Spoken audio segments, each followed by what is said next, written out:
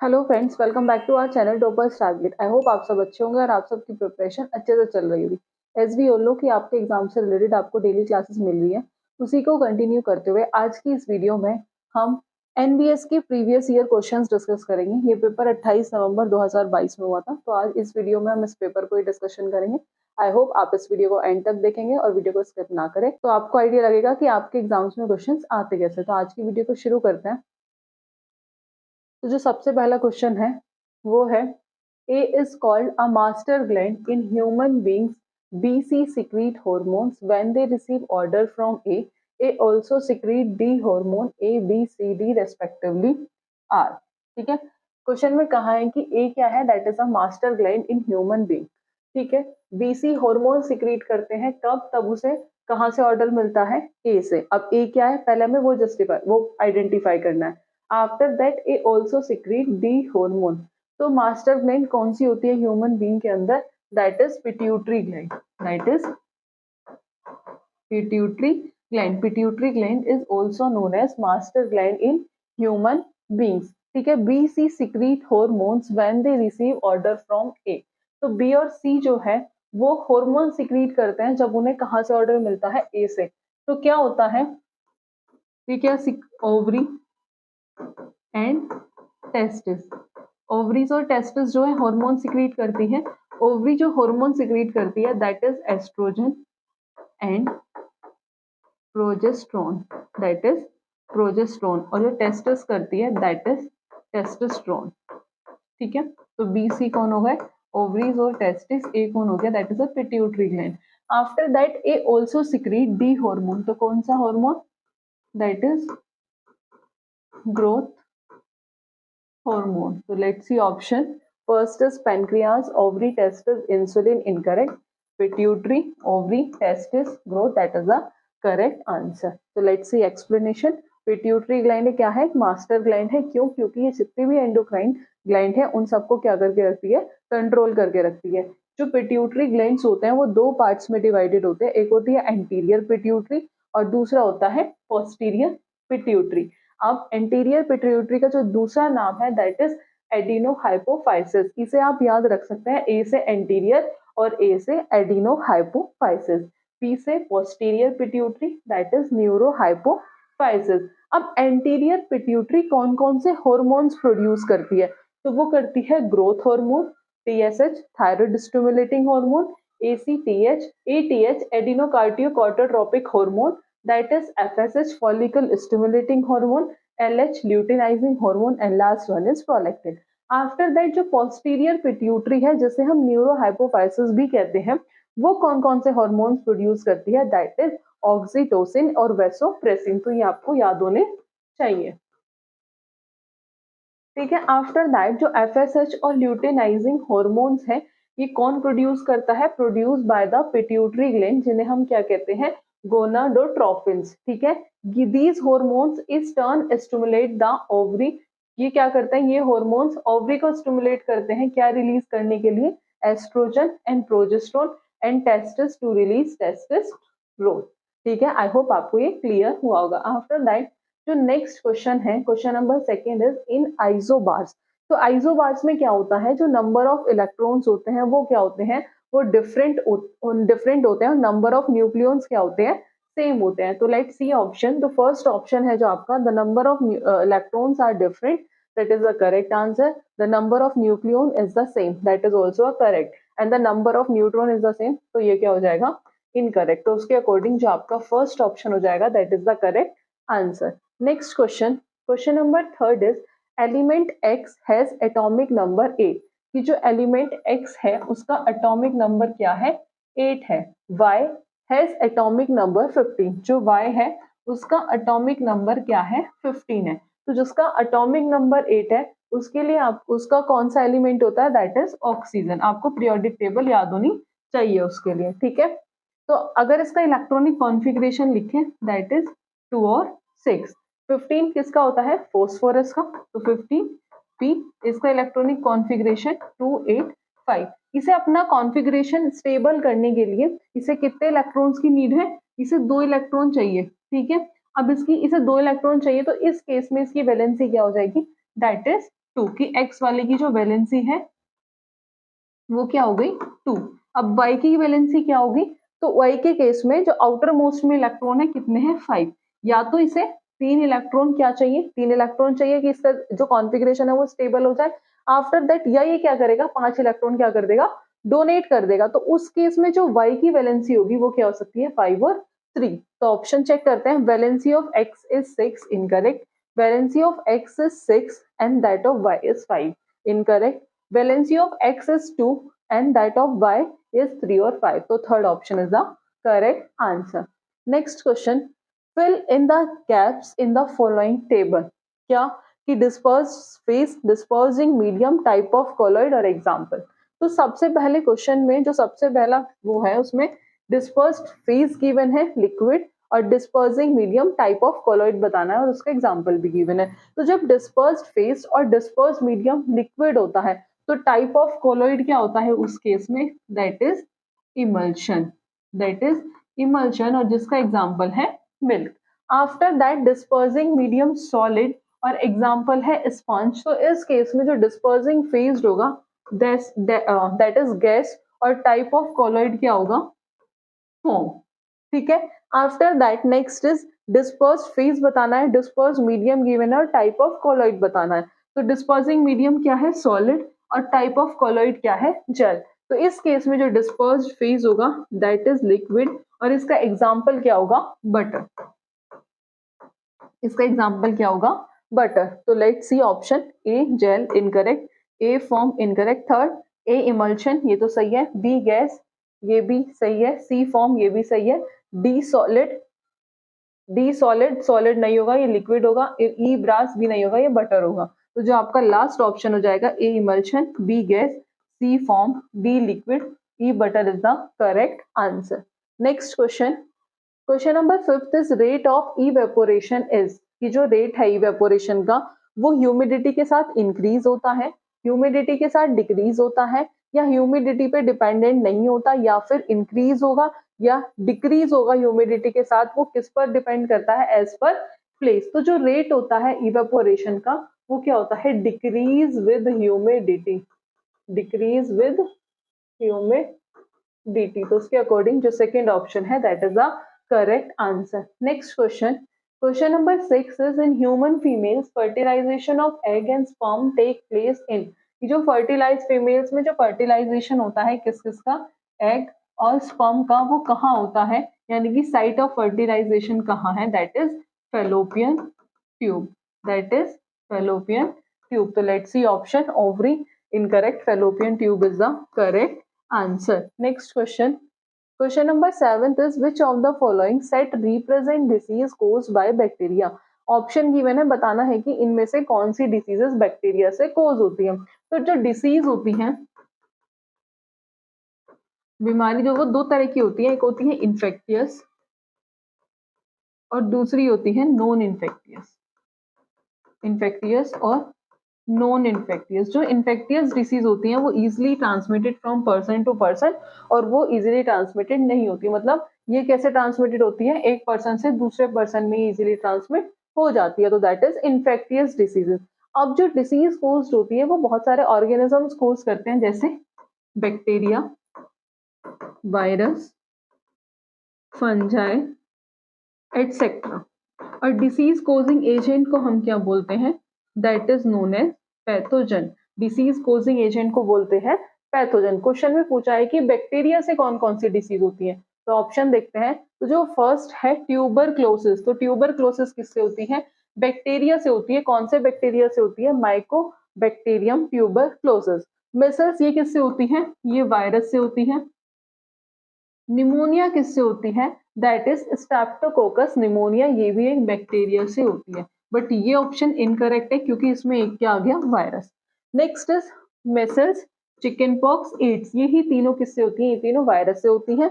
Pneumonia, Streptococcus pneumonia bacteria से होती है,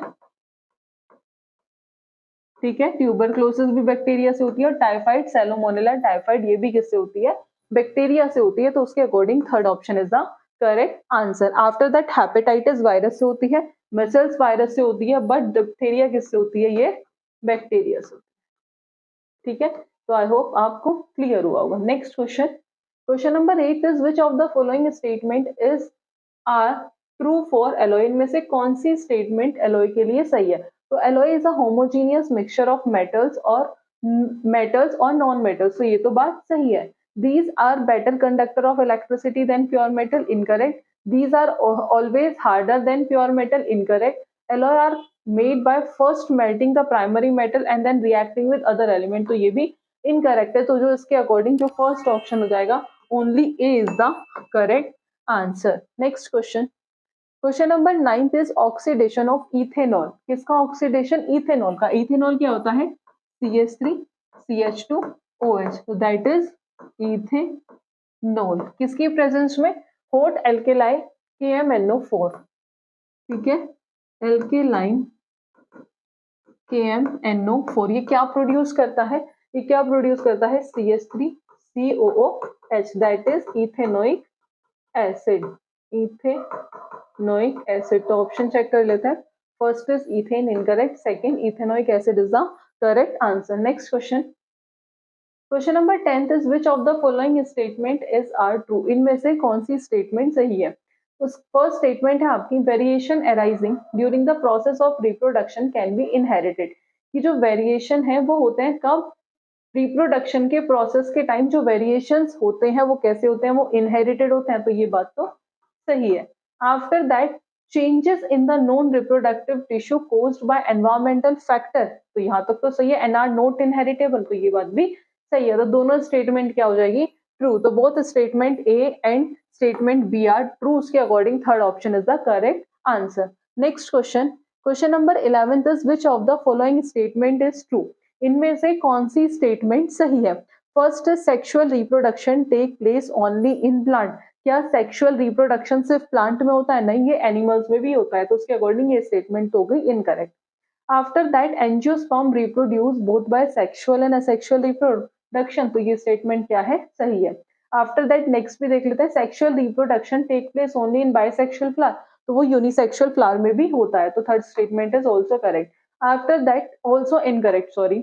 next is asexual reproduction take place only in unicellular, तो multicellular में भी होता है, तो अकॉर्डिंग टू दिस जो आपका सेकंड ऑप्शन हो जाएगा that is the correct answer. Next question, match the following correctly. तो ऑक्सिन, इसका फंक्शंस गिवन है, तो ऑक्सिन का क्या फंक्शन होता है? That is the movement of shoot. तो ऑप्शन चेक कर लेते हैं, ए का थर्ड, ए का फोर्थ, तो ए का फोर्थ यही है, बाकी सारे क्या हो गए? इनकरेक्ट। तो उसके according second option is the correct answer. B का क्या है? First, gibberellins growth of stem. Cytokinin किस में हेल्प करता है? Promote cell division. और एब्सिसिक एसिड इनहिबिट ग्रोथ, ठीक है। तो अगर आपको एक का फंक्शन भी पता है तो उसके अकॉर्डिंग भी आप आंसर सही मार्क कर सकते हो, तो second option is the correct answer. Question number 13 is which of the following statement are true regarding arteries in a human circulatory system.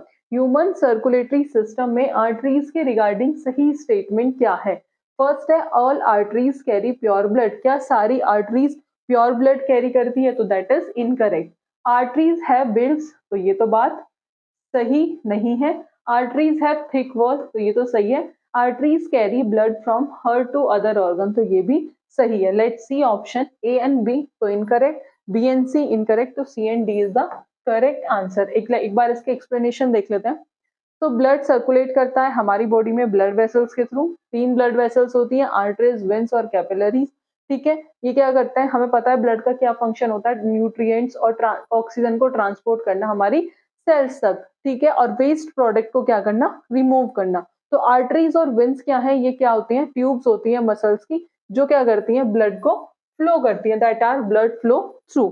Arteries are the ones which carry blood away from the heart, जो क्या करती है? Blood को carry blood away from the heart. और जो veins होती है ये कहाँ पहुंचाती है ब्लड को? टूवर्ड द हार्ट, ठीक है। आफ्टर दैट इसमें एक एक्सेप्शन है, जो पल्मोनरी ब्लड वेसल्स हैं और आर्टरीज है वो ऑक्सीजनेटेड ब्लड कैरी करती हैं, और जो वेन्स हैं वो deoxygenated blood. That is the important point, यहाँ से जनरली क्वेश्चन पूछ लिया जाएगा क्योंकि एक्सेप्शन से ही क्वेश्चन पूछे जाते हैं। और कैपिलरीज क्या है? That is the smallest blood vessels जो आर्टरीज और वेन्स को क्या करके रखती है? कनेक्ट होती है। तो capillaries are the smallest blood vessels that connect arteries and veins। एक बार arteries और veins की प्रॉपर्टीज देख लेते हैं। तो आर्टरीज आर ब्लड वेसल्स जो ऑक्सीजन रिच ब्लड को हमारी पूरी बॉडी में डिस्ट्रीब्यूट करती है. It carry blood from the heart to all part of the body. And after that ये हमने देख लिया exception.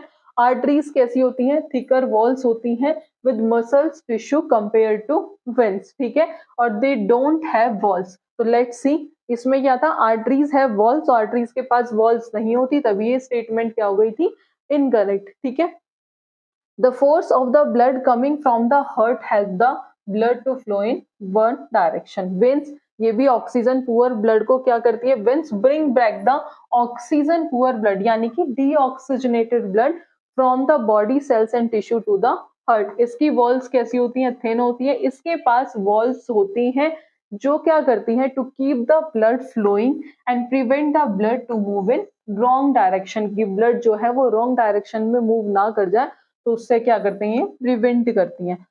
Types of veins, pulmonary और सिस्टमिक. पल्मोनरी वेन्स क्या होती हैं, क्या कैरी करती हैं, oxygenated blood from the lungs to the left atrium to the heart. और आफ्टर दैट सिस्टमिक वेन्स ये return oxygenated depleted blood from the rest of the body to the right atrium of the heart. Next question, question number 14 is choose the correct sequence that represent a human excretory system. So that is kidney, after that ureter, urinary bladder or urethra. Let's see, kidney, ureter, urethra incorrect, ureter incorrect, kidney, ureter, urinary bladder, urethra is the correct answer. Next question, transpiration help in absorption of roots and minerals by the roots through creating suction.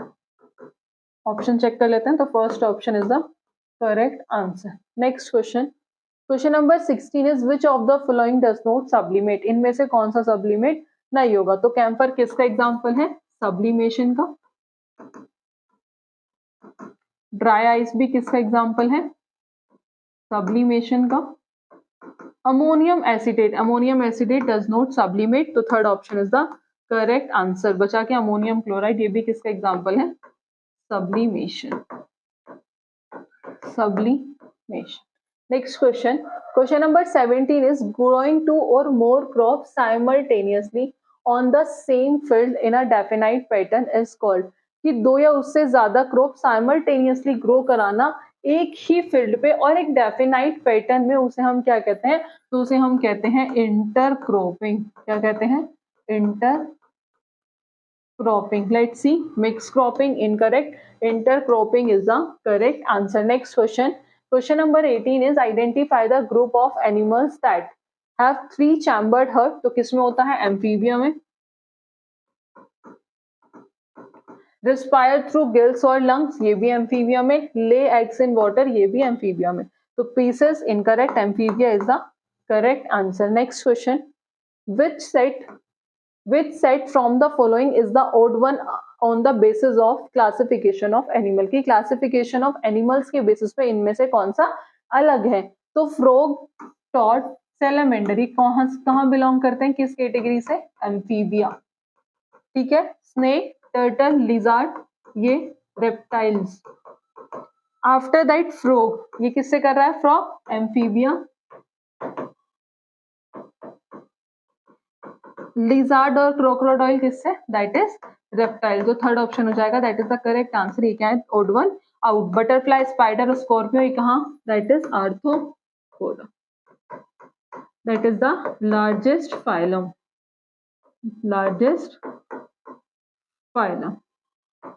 Next question, question number 20 is which of the following are the characteristics feature of group arthropoda. कि group arthropoda की इनमें से कौन सी characteristics features हैं. तो bilateral symmetry ये भी है, ओपन सर्कुलेटरी सिस्टम ये भी है, स्पिनी स्किन ये नहीं है, बैकबोन नहीं है. तो जिसके according A and B is the correct answer. Next question, question number 21 is which of the following statement is true regarding the cell in a dog and an elephant. इनमें से कौन सी स्टेटमेंट सही है डॉग और elephant के regarding. तो जो लार्ज साइज के एनिमल्स होते हैं उनमें नंबर ऑफ सेल्स क्या होती हैं, ज्यादा होती हैं as comparison to smaller size of animal. तो let's see first option, the size of cell in elephant are larger. कहा है कि जो एलिफेंट में जो साइज होता है सेल का वो ज्यादा होता है, तो that is incorrect. The number of cells in an elephant are more than that in a dog. तो ये स्टेटमेंट क्या है, सही है कि एलिफेंट्स में जो नंबर ऑफ सेल्स होती हैं वो ज्यादा होती हैं एज कंपैरिजन टू डॉग। तो second option is the correct answer. Next question, question number 22 is fraternal twins in human beings are form when. कि जो फ्रेटर्नल ट्विन्स होते हैं वो फॉर्म होते हैं कब, तो जब दोनों एग क्या हो, फर्टिलाइज हो बाय टू स्पर्म। तो फर्स्ट ऑप्शन है one egg is fertilize by two sperm, incorrect. Two eggs are fertilize by one sperm, incorrect. Two eggs are fertilized by two sperm. एक बार देख लेते हैं इसको भी। आइडेंटिकल ट्विन्स क्या होते हैं, ये डेवलप होते हैं एक सिंगल फर्टिलाइज्ड एग से। Fertilization of a single egg take place by single sperm से होता है। This fertilized egg then split into two and develop as two embryo। तब कैसे होंगे, आइडेंटिकल ट्विन। और identical twin share the same genomes. इनके genomes कैसे होंगे, सेम होंगे। आइडेंटिकल का क्या मतलब होता है, that is same and are always of the same sex. या तो गर्ली होंगे या फिर बॉय होंगे, दोनों का सेक्स क्या होगा, सेम होगा। After that fraternal twins, fraternal twins क्या होता है, डाइजाइगोटिक ट्विन्स भी हम इन्हें कहते हैं। इसमें क्या होता है, they result from the fertilization of two separate eggs with two different sperm during the same pregnancy. And fraternal twin may or may not be of the same sex and have similar appearance। इनके appearances तो similar होंगे लेकिन sex same भी हो सकता है और different भी। तो ये था fraternal twins। After that, next question is, A is exocrine as well as endocrine gland in human being। कि जो ए है वो एक्सोक्राइन ग्लैंड भी है और एंडोक्राइन ग्लैंड भी है ह्यूमन बींग्स के अंदर। तो वो कौन है, that is pancreas. Pancreas is both exocrine as well as endocrine gland. It secrete which contain enzyme to aid digestion of food in the small intestine। तो क्या सिक्रीट करेगा, पेनक्रिएटिक जूस। याद रखना, पी से पेनक्रियास और P से pancreatic juice. तो third option is the correct answer. Let's see explanation. Pancreas act as a both endocrine as well as exocrine gland. It secrete the pancreatic juice जो enzyme contain करती है to aid digestion of food in the small intestine। ये क्या contain करती है, inactive enzyme जैसे amylase, lipase, nucleus, chymotrypsin, carboxypeptidase and trypsinogen. After that endocrine secretion include the secretion of hormone जैसे glucagon और insulin. Pancreas consist of isolates of Langerhans and two types of cells। इनके अंदर क्या होती हैं, pancreas consist of isolates of Langerhans। और कभी कभी ये भी पूछ लिया जाता है। और उसके अंदर कितनी सेल्स होती हैं, आइसोलेट्स ऑफ Langerhans के अंदर दो होती हैं, अल्फा सेल्स और बीटा सेल्स। अल्फा सेल्स क्या सिक्रीट करती हैं, ग्लूकागॉन, और बीटा सेल्स क्या करती हैं, insulin. That is also a important point.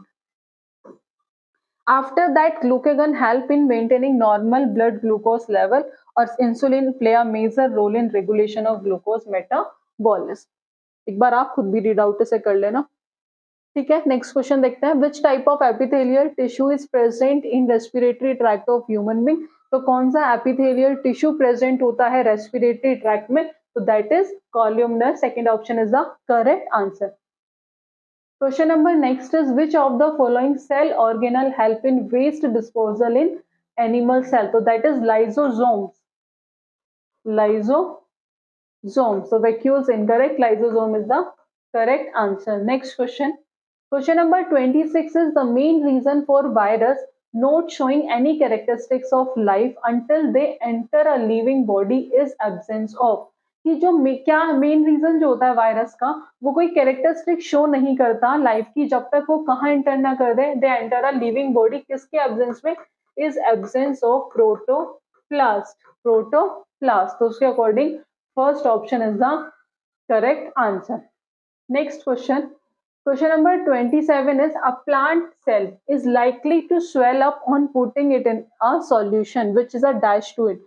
कि जो प्लांट सेल होती है जब हम उसे सॉल्यूशन के अंदर क्या करते हैं, putting it into a solution, तो वो स्वेल अप हो जाती है, विच इज क्या होता है, that is hypotonic to it.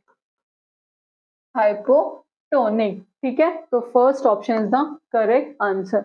Next question, isotopes differ in their, तो किसमें होता है नंबर ऑफ न्यूट्रॉन्स, तो third option is the correct answer, number of neutrons. Let's see explanation, क्योंकि जनरली आइसोटॉप, आइसोबार, आइसोटोन्स, इनसे क्वेश्चन बहुत ज्यादा पूछे जाते हैं। तो एलिमेंट जिनका एटॉमिक नंबर सेम होता है बट मास नंबर डिफरेंट होता है, दैट इज आइसोटॉप्स। आइसोटॉप्स का जो मास होता है वो भी क्या होता है, डिफर इन देयर मासेस। तो मासेस में जो डिफरेंस है उसकी वजह से जो नंबर ऑफ न्यूट्रॉन्स है carried out by isotopes are different. तो isotopes are having same number of proton, लेकिन न्यूट्रॉन्स क्या होते हैं, डिफरेंट होते हैं। तो due to difference in their masses there is a difference, कि इनके मासेस में डिफरेंस है उसकी वजह से इनकी फिजिकल प्रॉपर्टीज में भी क्या होता है, डिफरेंस होता है। और क्योंकि फिजिकल प्रॉपर्टीज किस पर डिपेंड करती है, मासेस पर डिपेंड करती है। बट केमिकल प्रॉपर्टीज, आइसोटॉप की केमिकल प्रॉपर्टीज भी ऑलमोस्ट क्या होती हैं, सेम होती है। उसमें भी एक एक्सेप्शन है, आइसो वो क्या है, दैट इज अ हाइड्रोजन। और isotopes differ in the number of neutron. Next question, question number 29 is which of the following is the basic characteristics of living organism, इनमें से लिविंग ऑर्गेनिजम्स की कौन सी basic characteristics है, तो that is the ability to reproduce. Second option is the correct answer. वैसे तो सारी characteristics है बट बेसिक पूछा है, तो that is the ability to reproduce. Next question, a ore is converted into oxide by heating strongly in the B dash of air, this process is known as C, A, B, C respectively are, क्या है, तो carbonate और are converted into oxide जब हम उसे strongly heat करते हैं air की एब्सेंस में, एब्सेंस ऑफ एयर, और उस प्रोसेस को हम कहते हैं calcination. Calcination, let's see option, carbonate absence roasting incorrect, carbonate absence calcination is the correct answer. इसकी भी एक्सप्लेनेशन देख लेते हैं। Concentrated ores can be converted, जो कंसंट्रेटेड ओर्स होते हैं वो किस में कन्वर्ट हो जाते हैं, ऑक्साइड्स में, by the process of calcination और रोस्टिंग। ठीक है, कैल्सिनेशन एक ऐसा प्रोसेस है जिसमें कार्बोनेट्स का कन्वर्जन होता है मेटल ऑक्साइड्स में जब उससे स्ट्रांगली हीट करता है इन द एब्सेंस ऑफ एयर, और उस प्रोसेस को हम कहते हैं कैल्सिनेशन। सिडराइट क्या है, is the carbonate ore of iron and thus can be converted into its oxide by calcination। इस प्रोसेस में क्या होता है, जो FeCO3 है उसे strongly is heated strongly below its melting point in the absence of air and form FeO plus CO2। Roasting एक ऐसा प्रोसेस है जिसमें सल्फाइड ओर का कन्वर्जन होता है मेटल ऑक्साइड में by heating strongly in the presence of air, और calcination में क्या था, in the absence of air. तो कंक्लूजन क्या है कि carbonated ores are converted into oxide by heating strongly in the absence of air, उस प्रोसेस को हम कहते हैं calcination.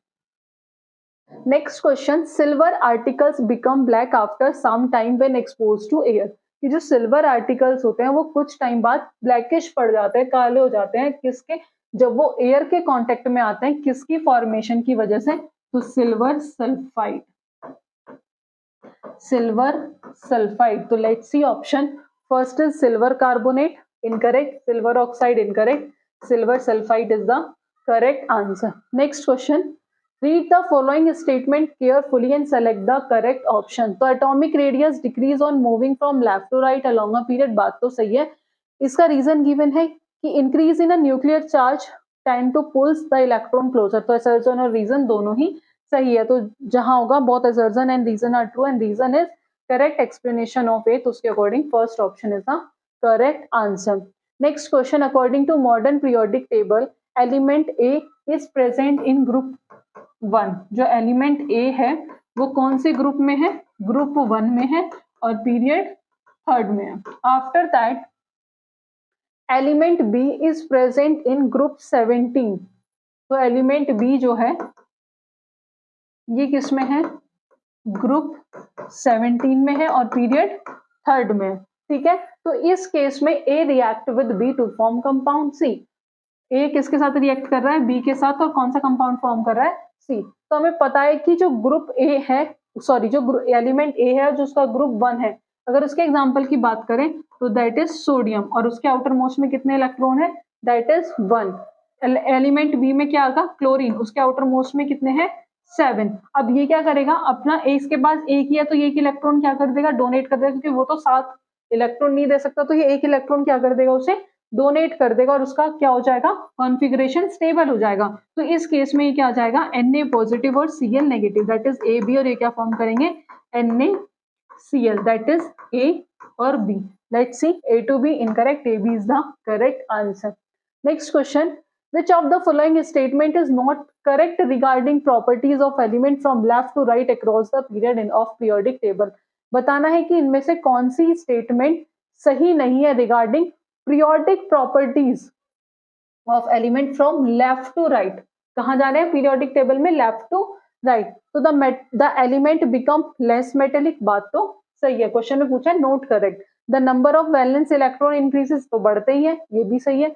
The atom lose their electron more easily, तो ये हो गया incorrect. Third is the oxide become more acidic, तो ये भी सही है, तो third option is the correct answer. Next question, which of the following hydrocarbon will undergo addition reaction, कि इनमें से कौन सा हाइड्रोकार्बन ऐसा है जिसके अंदर एडिशन रिएक्शन हो रही है। तो एडिशन रिएक्शन किसके अंदर होती है, वो होती है अनसैचुरेटेड हाइड्रोकार्बन के अंदर।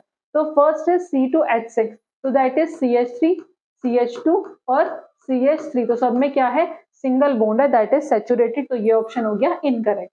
आफ्टर दैट C3H8, एक second, that is C2H6 sorry, तो ये हो जाएगा तुम्हारा दैट इज C3H8, जो C2H6 था that is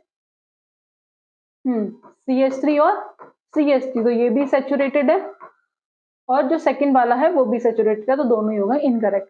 after that third option C3H6, अब आप देखो कि कितने हैं, यहाँ पे C3 था, यहाँ कितने थे, H8 है, यहाँ पे हाइड्रोजन क्या हो गए, कम हो गया, तो उस केस में ये क्या होगा, दैट इज अनसैचुरेटेड हाइड्रोकार्बन, तो इट मींस इसके अंदर क्या होगी, एडिशन रिएक्शन, तो third option is the correct answer. Next question, the name of the compound represented by the following formula is, तो इसकी नेमिंग बतानी है, that is CH3, CH2, CHO, propanone, propanone, propanal और प्रोपेनोइक एसिड। तो इसका answer आप हमें comment box में कमेंट करके बताएंगे कि इसकी नेमिंग क्या होगी। After that next question, which of the following is an olfactory indicator, इनमें से कौन सा ऑल्फैक्टरी इंडिकेटर है।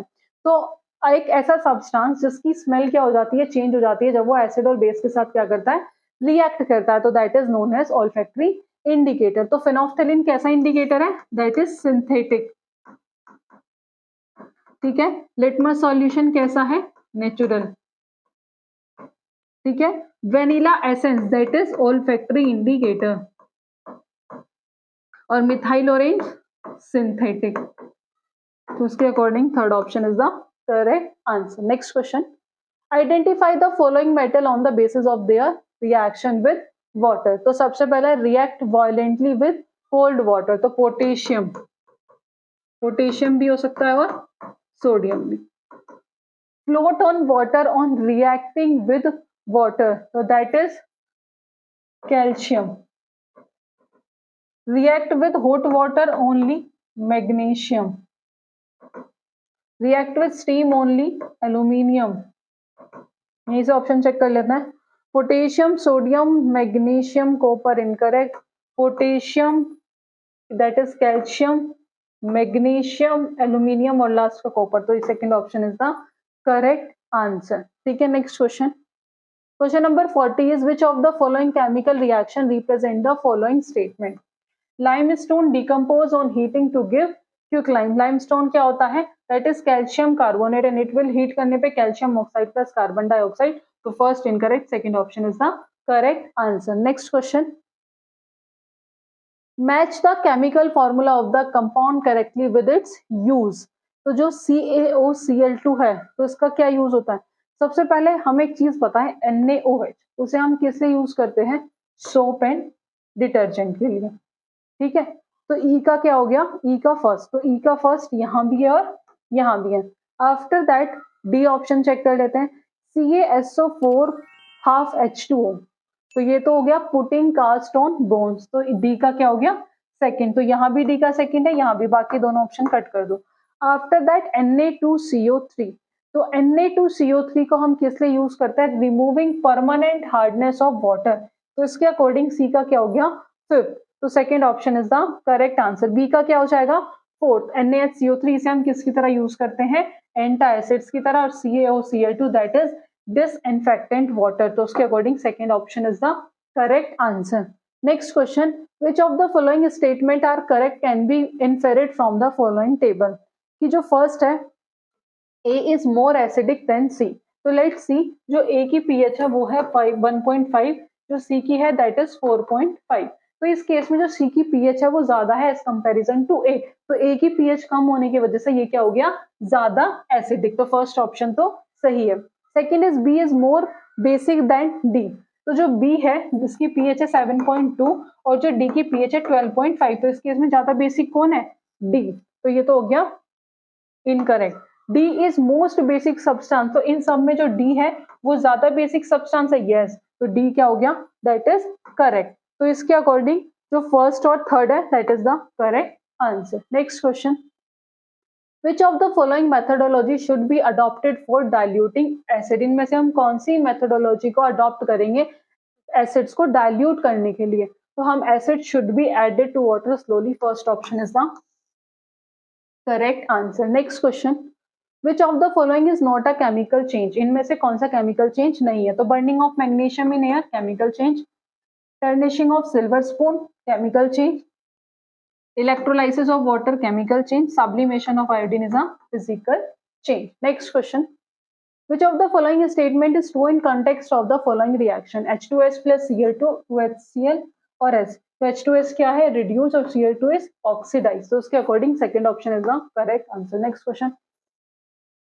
which of the following is an amphoteric oxide, so let's see option Na2CO CuO, तो Al2O3 is an amphoteric oxide, fourth option is the correct answer। next question, अब bivalent metal X, एक bivalent metal है X जिसका equivalent mass of 32, तो molecular mass of the nitrate salt of metal X would be. तो इसमें क्या करना है कि जो इक्विवेलेंट मास गिवन है, बाइवेलेंट मेटल क्या है X है, मॉलिक्यूलर मास बताना है किसका, नाइट्रेट सॉल्ट का विद मेटल X। तो लेट्स सी, तो equivalent mass is equal to molecular mass upon valency. Bivalent metal है तो वैलेंसी होगी 2। अब हमें इसका पहले हम X का मॉलिक्यूलर मास निकाल लेंगे, तो molecular mass equal to equivalent weight into valency, ठीक है। मॉलिक्यूलर मास निकालना है, इक्विवेलेंट वेट गिवन है 32, वैलेंसी कितनी है 2, तो मॉलिक्यूलर मास कितना जाएगा इसका 64।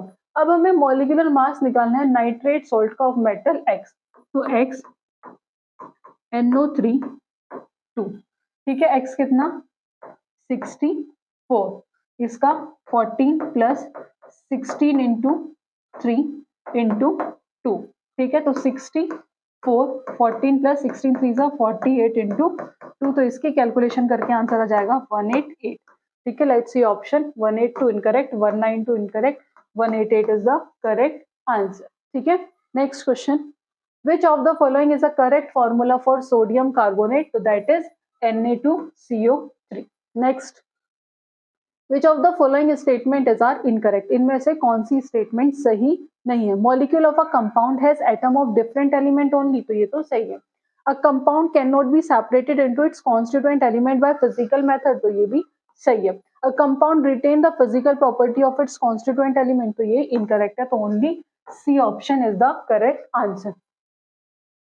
Next question, two substance A and B react to form C, की दो सब्सटेंस है A और B, जब वो एक दूसरे के साथ रिएक्ट कर रहे हैं क्या फॉर्म कर रहे हैं C, तो which of the following statement is correct, इनमें से कौन सी स्टेटमेंट सही है। तो first is A and B are element where C may be an element और अ कंपाउंड, की A और B क्या है एलिमेंट है, C एलिमेंट भी हो सकता है कंपाउंड भी हो सकता है, C तो कंपाउंड ही होगा एलिमेंट तो नहीं होगा, इनकरेक्ट। A B C तीनों एलिमेंट है, incorrect. A B are element, C is a compound, लेकिन A और B तो कंपाउंड भी हो सकता है, तो ये भी इनकरेक्ट है। A एंड B में भी एलिमेंट और compound, C is a compound, तो fourth option is the correct answer. So ये थे कुछ 50 क्वेश्चन जो हमने आज की वीडियो में डिस्कस किए। आई होप आपको आज का सेशन पसंद आया होगा। फर्दर ऐसी वीडियोस के लिए आप हमारे चैनल से जुड़े रहिएगा। अगर अभी तक आपने हमारे चैनल को सब्सक्राइब नहीं किया है तो चैनल को सब्सक्राइब कर लें और वीडियो को लाइक करना ना भूलें। तो आज की वीडियो में इतना ही, मिलते हैं नेक्स्ट वीडियो में नेक्स्ट टॉपिक के साथ। Thank you.